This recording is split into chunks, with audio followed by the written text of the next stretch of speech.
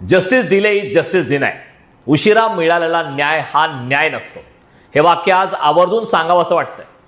त्यामागचं मुख्य कारण म्हणजे आज घडलेली धक्कादायक घटना. एकीकडे अनेकांचे जीव वाचवणाऱ्या महिला डॉक्टरने स्वतःचा जीव घेतलाय. त्याचं कारण म्हणजे ज्यांच्याकडे आपण रक्षक म्हणून पाहतो ते पोलीस अधिकारीच भक्षक झाल्याचा प्रकार पाहायला मिळाला.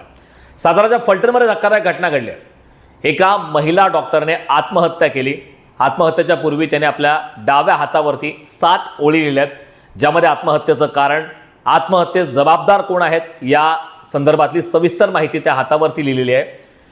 आता मुद्दा हा आहे की त्या महिला डॉक्टरवरती, जी महिला डॉक्टर शिक्षण घेतलं, डॉक्टरपर्यंत ती पोहोचली, आपली ड्युटी अगदी तत्परतेने प्रामाणिकपणे ती करत होती, मात्र तिच्यावरती पोस्टमॉर्टम रिपोर्ट बदलणे किंवा फिट नसलेल्या एका आरोपीला फिट आहे असा चुकीचा रिपोर्ट तयार करण्यासाठी दबाव होता.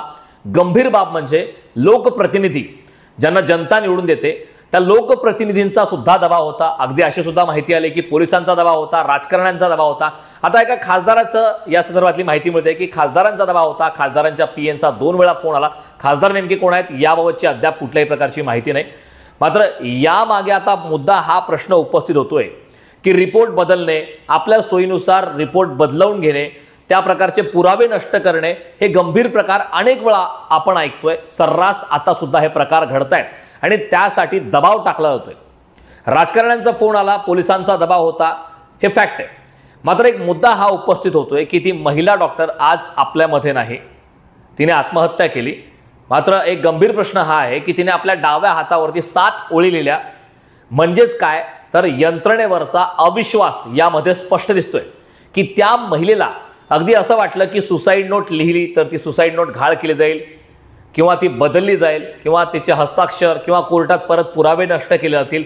इतका अविश्वास म्हणजे अतिशय धक्कादायक अशी घटना आहे. आणि अविश्वास म्हणून तिने थेट आपल्या हातावरती 7 ओळी लिहिलेल्या आहेत. मुद्दा हा उपस्थित होतोय की एखाद्या वेळी ज्यावेळी तक्रार दाखल केली जाते किंवा मोठी घटना घडत नाही तोपर्यंत प्रशासन याला गंभीरतेने घेत नाही का? कारण तिने यापूर्वी तक्रार दाखल केली होती, मी आत्महत्या करेन अशी सुद्धा त्याने असा सुद्धा इशारा तिने दिलेला होता. मात्र तरी सुद्धा कुठलीही दखल त्यावेळी घेतली गेलेली नाही, उडवाउडीची उत्तर दिली. अशा अनेक घटना रोखता येऊ शकतात, त्या महिलेचा जीव वाचवता येऊ शकला असता. मात्र हे प्रशासनाचं खूप मोठं फेल्युअर आहे, अपयश आहे.